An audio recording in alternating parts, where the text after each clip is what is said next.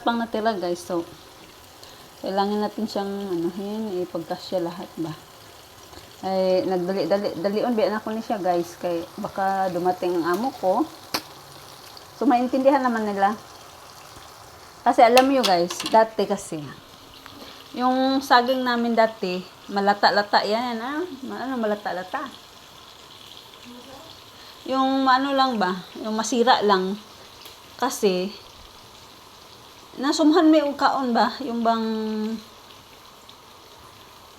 parang, kung sa sobrang hinog na, so, parang masumo ba, yung, parang ayaw mong kumain na ganun. So, ginanito na lang namin, parang isang kain na lang. So, masarap siya.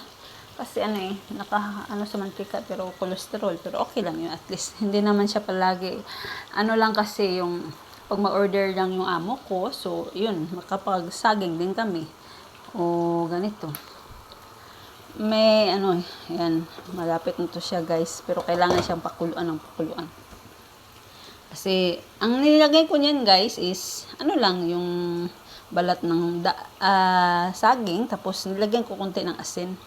Para siya, yung, hindi din siya, minsan kasi parang, din sa tiyan. Pero, kahit na pangit ang lasa, tinitiis ko kasi, hindi ako maarte sa mga ganyang bagay kung para sa katawan ko. Yan, guys. Kagaya ng dilaw na luya. Yun. Tsaka nilagyan ko ng ahos. Pinakulo ang ahos at tsaka kasi gusto ko ring i-prevent yung or mahalin ko ang sarili ko. Ako lang kasi mag-isa. Sino ba yung kung magkasakit ka? Mahirap na magkasakit lalo pag nasa abroad ka. Mahirap talaga. Iiyak mo na lang yung sakit. Praise the Lord. Kahit na nandito ako sa abroad, hindi din ako nagkasakit na malubha.